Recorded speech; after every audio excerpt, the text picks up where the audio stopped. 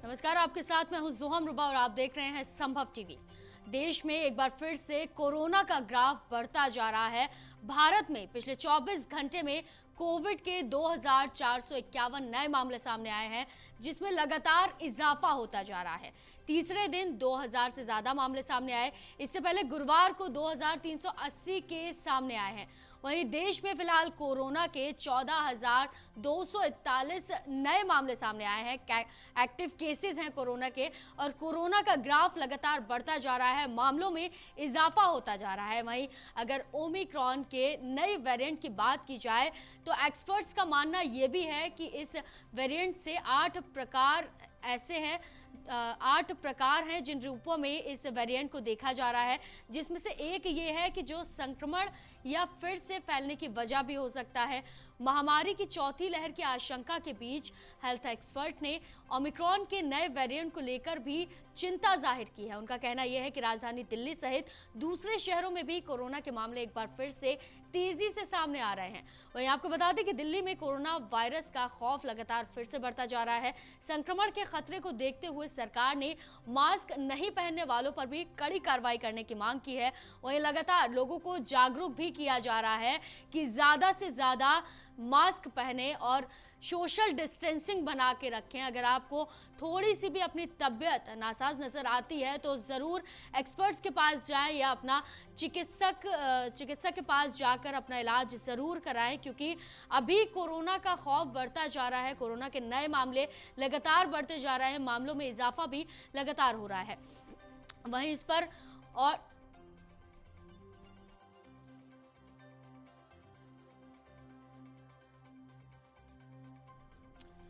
वहीं आपको बताते हैं कि क्या आंकड़े निकलकर सामने आए हैं, कितना इजाफा होता जा रहा है लगातार आंकड़ों में। सबसे पहले पंजाब की अगर बात करें तो पंजाब में लगातार बढ़ रहा है कोरोना का ग्राफ। 26 अप्रैल को ये 16 अप्रैल को एक्टिव केसेस की संख्या की अगर बात की जाए तो 55 एक्टिव केसेस थे। वहीं नए केस 5 निकलकर सामने आए थे। और वहीं 17 अप्रैल की अगर बात करें तो 57 एक्टिव केसेस थे। 18 अप्रैल को ये 75 हो गए। 19 अप्रैल को 90 केसेस हो गए। वहीं 20 को वही ज्यादा जानकारी के साथ हमारे साथ जुड़ चुके हैं न्यूज रूम से अजय शर्मा। अजय, लगातार कोरोना बढ़ता जा रहा है, कोरोना का ग्राफ में इजाफा होता जा रहा है, इस पर क्या कहना है आपका कि लगातार जो केसेस बढ़ रहे हैं, लोगों को कैसे सावधानी बरतनी चाहिए? देखिए, जो हम मैं आपको बताना चाहूँगा कि कोरोना का जो ग्राफ है फिर से लगातार बढ़ना शुरू हो गया है। अभी कुछ ही दिन हुआ जो तीसरी लहर से जूझते हुए लोग निकले हैं, फिर भी कोरोना पूरी तरह से थम नहीं पाया और ये चौथी लहर आने की आशंका है। जिस तरह से कोरोना फिर धीरे धीरे पैर पसारना शुरू कर दिया है, अगर हम इसकी पुख्ता इंतजाम नहीं करेंगे, अगर हम अपने को सुरक्षित नहीं रखेंगे, कोरोना गाइडलाइंस का पालन नहीं करेंगे, तो वो दिन दूर नहीं कि चौथी लहर के बीच हम आ जाएं। लेकिन फिलहाल जिस तरीके से दिल्ली में केसेस बढ़ रहे हैं, आपने देखा कि 2551 मरीज वहाँ हो चुके हैं, 965 लोग वहाँ पे ठीक हुए हैं। ऐसे करते करते दिल्ली में भी बढ़ रहे हैं, महाराष्ट्र में भी बढ़ रहे हैं, गुजरात में भी बढ़ रहे हैं, छत्तीसगढ़ में बढ़ रहे हैं, केरल में बढ़ रहा है और आप ये उत्तर प्रदेश में भी बढ़ रहा है। तो जिस तरीके से ये ग्राफ जितना आज ये ग्राफ बढ़ रहा है, कहीं ना कहीं हम चौथी लहर की तरफ न बढ़ जाए, इसको लेकर हमें पूरी तरीके से सचेत रहना चाहिए। और इसमें देखिए कहीं ना कहीं लोगों की लापरवाहियां भी सामने आ रही है। और मैं अगर शासन प्रशासन की बात की जाए तो देखिए, जब तक कोरोना रहता है तब तक पाबंदियां लगी रहती है। जैसे कोरोना जो थमता है तब से कुछ पाबंदियां हटा दी जाती हैं और लोग लापरवाही करने से बाज नहीं आते हैं। जगह जगह पे सोशल डिस्टेंसिंग की धज्जियां उड़ाई जा रही हैं। आप देखिए, मेट्रो में देखिए इतने भीड़ में लोग आ रहे हैं, बसों में देखिए लोग इतने भीड़ में आ रहे हैं, ऑटो में देखिए इतने भीड़ में लोग आ रहे हैं। तो कहीं ना कहीं अगर सरकार को ये चाहिए कि जब तक कोरोना से पूरी तरह से कोरोना पूरी तरह से खत्म न हो जाए, पूरी तरह से हमारी जो चिकित्सा व्यवस्था है मजबूत न हो जाए, लोगों को बूस्टर डोज न लग जाए, तब तक कुछ जगहों की जो पाबंदियां हैं वो लगातार जारी रखना चाहिए। जैसे मान लीजिए ये मेट्रो का हो गया, बसों का हो गया, ये सब जारी रखना चाहिए। और लोगों को भी चाहिए, अगर सरकार पाबंदी हटा दे रही है तो ऐसा नहीं कि हम लापरवाह बन के घूमने लगे, क्योंकि हम जो करेंगे वही हम भरेंगे। टिट फॉर टैट, जैसा हम करेंगे वैसा हम भरेंगे। सरकार गाइडलाइंस जारी करे या ना करे, हमें सचेत रहना चाहिए और हमें पूरी कोरोना गाइडलाइंस के पालन करना चाहिए। आपने देखा कि हमने हमने पहली और तीसरी लहर को कितना खतरनाक था वो सबके आंखों के सामने बिताया। कितने लोगों ने जाने गंवाई, कितने हमारे डॉक्टर्स मर गए, कितने नर्सेज मर गए, कितने पुलिस बलों ने अपनी आहुति दे दी, कितने हमारे जवान मर गए, कितने वरिष्ठ पत्रकार मर गए। तो कहीं ना कहीं इन चीज़ों को ध्यान रखना चाहिए। जो तमाम कोरोना योद्धा हैं उनकी हमें बलिदानों को भूलना नहीं चाहिए। ऐसा देखते हुए कि लोग दूसरे को की जान बचाने में कई ऐसे डॉक्टर थे जो अपनी जान गंवा बैठे। तो ऐसे में लोगों को ये चाहिए कि हम पूरी कोरोना गाइडलाइंस का पालन करें, और जो जितने भी लोग अभी सेकेंड डोज नहीं लगवाए हैं उन लोगों को ये डोज लगवाना चाहिए। जो हम भारत में पिछले 24 घंटे में कोविड के 2451 नए मामले सामने आए हैं। लगातार अजय कोरोना जो है वो बढ़ता जा रहा है। कहीं ना कहीं क्या लगता है आपको कि लोगों में भी इसका खौफ अभी भी है? जैसे पहली लहर थी तो लोग काफ़ी सावधान रहे थे, लोगों ने काफ़ी चीज़ों का पालन भी किया था, सैनिटाइज़र यूज़ करना, मास्क का इस्तेमाल करना। वहीं अब ये सब चीज़ें छूटती हुई दिख रही हैं, तो इस पर क्या कहना है आपका? हाँ, देखिए पहली लहर जब थी तो लोगों के अंदर जो सोशल डिस्टेंसिंग नज़र आ रहा था, जो लोग मास्क पहन रहे थे, जो लोगों से दूरियां बना रहे थे, वो चीज़ें अब नहीं नज़र आ रही हैं। लोग कोरोना को यूं ही हल्के में लेके चल रहे हैं, जो लोगों के लिए ही खतरनाक है। हम आपसे बता दें कि पहली लहर में ऐसा था कि एक परिवार के लोग ही आपस में दूरी बना के रहते थे। अब क्या है, हर कोई मिलजुल कर आ रहा है। ऐसे में देखिए कई सारी चीज़ें हुई। देखिए इसमें कई मुद्दा बनाया गया। अगर हम बात करें तो कोरोना के दौरान कई सारी रैलियां भी की गई। उसमें बहुत सारे लोगों का कहना था कि जब सरकार रैली कर रही है तो उनके लिए कोरोना नहीं है, हमारे लिए कोरोना है। वो सोशल डिस्टेंसिंग का पालन नहीं कर रहे हैं, हम क्यों सोशल डिस्टेंसिंग का पालन करें? तो कहीं ना कहीं लोगों के अंदर जो लापरवाहियां हैं, लापरवाहियां हैं कहीं ना कहीं बढ़ती जा रही है। जो सतर्कता पहली लहर में बढ़ती जा रही थी, वो सतर्कता हमने देखा कि अब लोग नहीं बरत रहे हैं। जिसको भाई अगर किसी को कह दीजिए भैया थोड़ा मास्क लगा लीजिए, थोड़ा दूर रहिए, क्यों हम दूर हटे, क्यों मास्क लगाएं, इस तरीके का लोग धड़ाके से जवाब देते हैं। तो कहीं ना कहीं ये लोगों के लिए ही नुकसानदेह है। और देखिए सरकार जो किस भी पालन करा रही है, बहुत सारे लोग हैं जो अभी तक फर्स्ट डोज लगवा लिए हैं, सेकेंड डोज नहीं लगवाए हैं। कुछ ऐसे भी हमारे देश में जो लोग हैं अभी तक कोरोना की पहली डोज लोग नहीं लगवाए हैं। तो कहीं ना कहीं जिस तरीके से लोग पहली लहर में सतर्कता बरत रहे थे, अब लोग नहीं बरत रहे हैं, कोरोना को यूं ही हल्के में लेते जा रहे हैं। और हम आपसे बता दें कि कितने अभी तक कोरोना से 5 लाख लोगों ने हमारे देश में जान गंवा चुके हैं। 5 लाख लोग, जो पूरे विश्व में तीसरे नंबर पे है। और जिस तरीके का जो 4 करोड़ लोग जिस तरह संक्रमित हुए थे, पूरे विश्व में दूसरे नंबर पे भारत का ग्राफ है संक्रमण का। तो कहीं ना कहीं लोगों का ये जो लापरवाही है लोगों के लिए है नुकसानदेह। इसमें हम किसी को दोष नहीं दे सकते। अभी तक हमारे जो वैज्ञानिक है, जो साइंटिस्ट हैं, बड़े बड़े एक्सपर्ट हैं, इसको पूरी तरीके का खत्म करने का कोई रास्ता नहीं निकाल पाए हैं हम।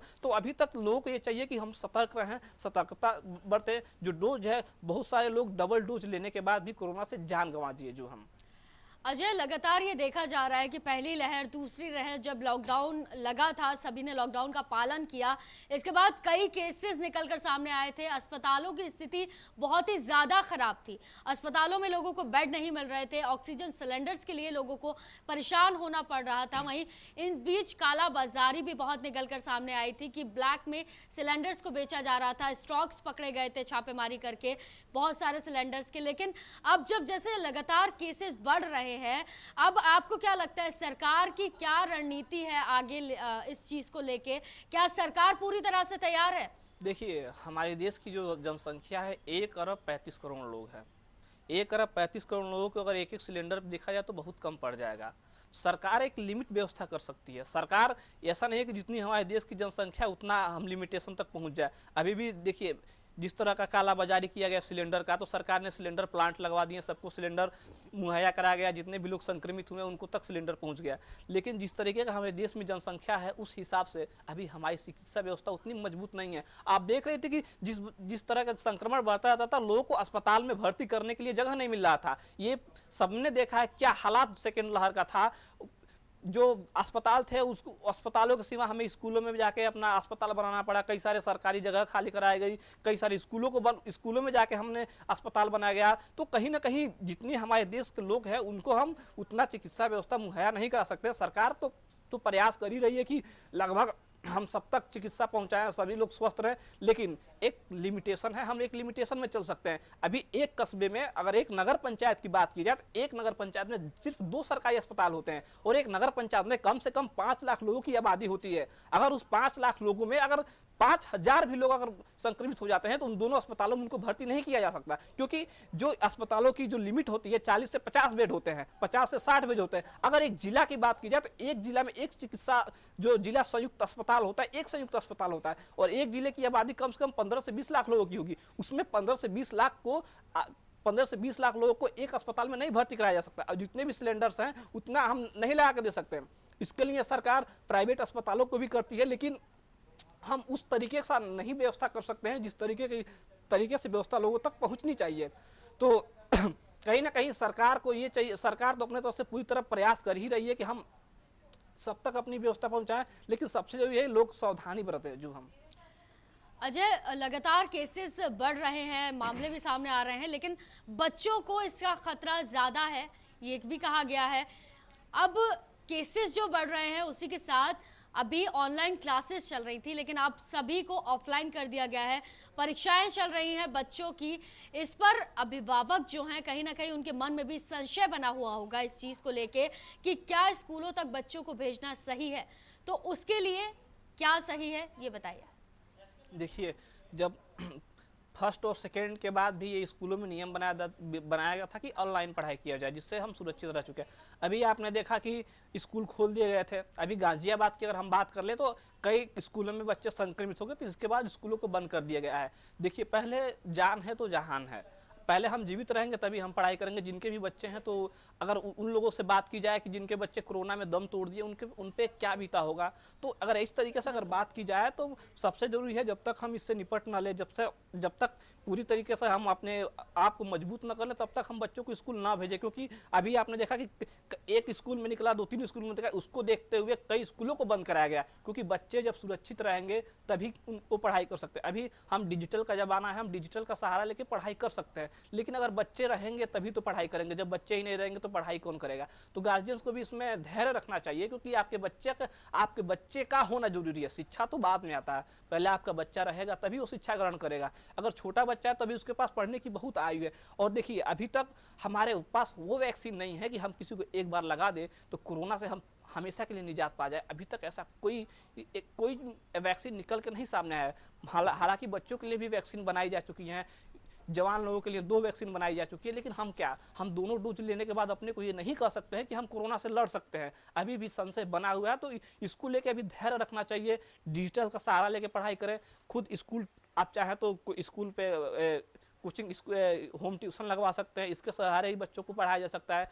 देखिए, बड़े क्लासेस से लेकर छोटे क्लासेस तक के लोग आपके समय में डिजिटल पे आसानी से पढ़ाई कर ले रहे हैं, अपने क्वेश्चंस को भी पूछ ले रहे हैं, अपने कन्फ्यूजन भी दूर कर ले रहे हैं। देखिए, जब से ये कोरोना आया है, ना जाने कितने यूट्यूब चैनल शुरू हो गया है, चाहे वो कंपटीशन तैयारी को लेके हो गया, चाहे किसी सब्जेक्ट को लेके हो गया, चाहे छोटे बच्चों को लेके है। उसमें हम किसी भी स्नातक से लेकर प्रास्नातक तक की सारी पढ़ाइयाँ हम डिजिटल के सहारे कर सकते हैं। तो जब तक हम उचित व्यवस्था नहीं हो जाता, कोरोना पूरी तरीके से थम नहीं जाता, इसके कोई ऐसा वैक्सीन नहीं निकल के आ जाता कि अगर एक बार लगा दिया जाए तो फिर दोबारा इस पर कोरोना का खत्म नहीं होगा, तब तक तो हमें सरकार की गाइडलाइंस का भी पालन करना चाहिए और सतर्कता बरतना चाहिए और धैर्य के साथ अपने बच्चों को अपने घर पे ही रखें, ताकि वो बच्चे सुरक्षित रह करें, क्योंकि आपके बच्चे का होना ज़्यादा जरूरी है। जो हम अच्छा, आपने कहा कि सरकार द्वारा लगातार प्रयास किए जा रहे हैं कि कोरोना के मामलों को आखिर कम कैसे किया जाए या इसके लिए सुरक्षा के कैसे इंतजाम किए जाए।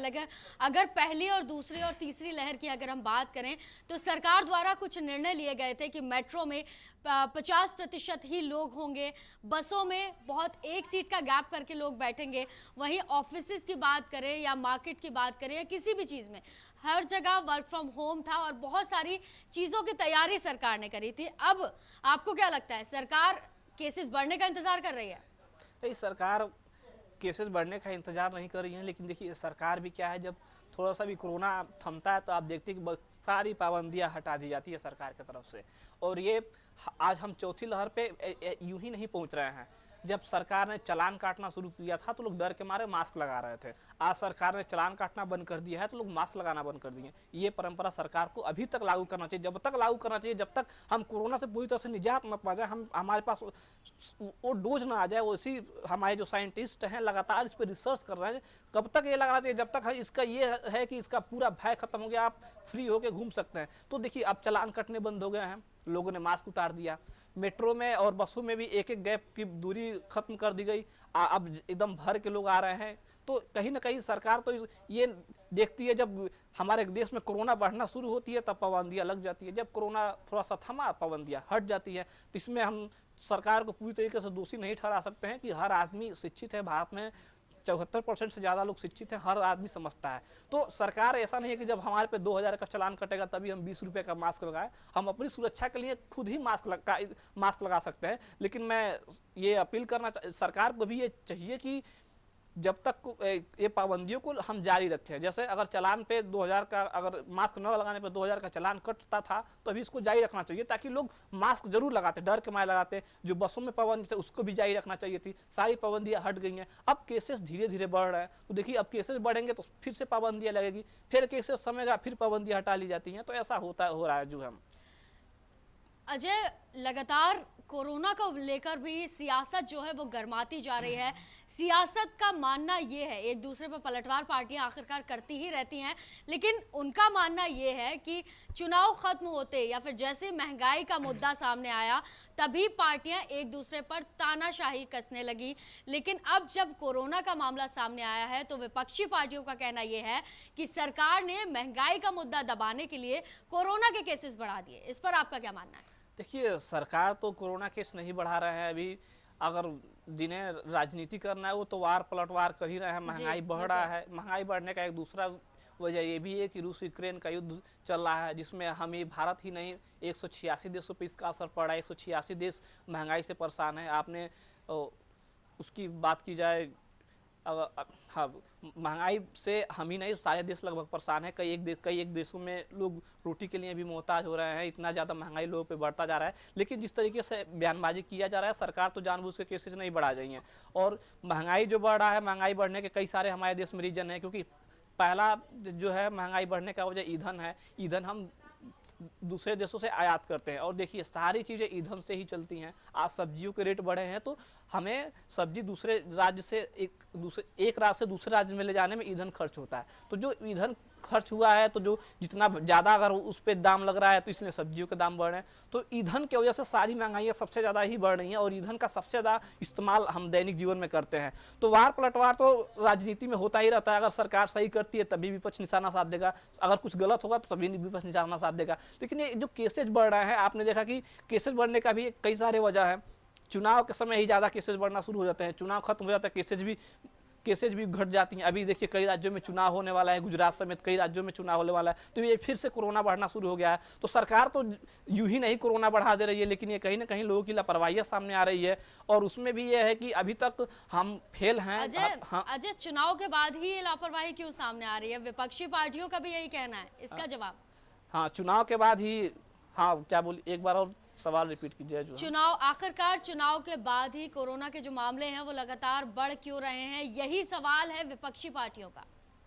चुनाव के बाद क्यों बढ़े? क्योंकि जितनी लापरवाहियां चुनाव के समय की जाती हैं वो केसेस निकल के बाद में ही आते हैं। अगर हम आज लापरवाही कर रहे हैं तो आज जो हम करेंगे ये तो कल निकल के सामने आएगा। उस समय देखते हैं कि बड़े स्तर पर रैली की जाती है, कोई सोशल डिस्टेंसिंग नहीं, लोग एक दूसरे पे भीड़ इकट्ठा होता है। तो कहीं ना कहीं अगर मान लीजिए कोई एक आदमी अगर संक्रमित है, अगर वो भीड़ में गया तो 10 लोगों को संक्रमित कर देगा। अगर एक आदमी संक्रमित है, अगर उसे अस्पताल में भर्ती करा दिया गया तो वहाँ से संक्रमण दर हमारा खत्म हो जाता है। लेकिन 5000 के भीड़ में अगर एक आदमी जाता है तो 5000 लोगों को संक्रमित कर देता है। लेकिन ये चीजें तत्काल नहीं पता चल जाती है, कुछ दिन बाद धीरे धीरे ऐसा निकल के आ जाता है सामने। तो कहीं ना कहीं अब आपने देखा कि तीसरी लहर, जब अभी विधानसभा चुनाव थे तो तीसरी लहर कितना तेज बढ़ने लगा, तो उसमें डिजिटल का सहारा लेना पड़ा। और डिजिटल माध्यम से जब रैलियां हुई उसके बाद कुछ केसेस घटे, लेकिन फिर से अभी चुनाव आने वाला है, फिर से कोरोना का जो वेरिएंट है बढ़ना शुरू हो गया है। तभी अब ये है विपक्षी पार्टी अगर इसमें रैलियां कम करेंगी, जितना वर्चुअल का सहारा लेंगी, वर्चुअल रैली अगर करेंगी तो इसमें केसेस घटेंगे। लेकिन ज्यादातर लोग वर्चुअल का सहारा लेते नहीं है, जनता के बीच चले जाते हैं। लेकिन देखिए, चलिए अजय, बहुत बहुत शुक्रिया बातचीत के लिए। तो फिलहाल दिल्ली में कोरोना वायरस का ग्राफ जो है वो लगातार बढ़ता जा रहा है। संक्रमण के खतरे को देखते हुए सरकार ने मास्क ना पहनने वालों के खिलाफ कड़ी कार्रवाई की भी बात की है। तो हम भी सभी से ये अपील करते हैं, संभव टीवी सभी से अपील करता है कि मास्क जरूर लगाएं और 2 गज की दूरी जरूर बनाकर रखें। तो फिलहाल के लिए इस बुलेटिन में सिर्फ इतना ही। देश और दुनिया की ऐसी और खबरों के लिए आप देखते रहिए संभव टीवी। दीजिए इजाजत, नमस्कार।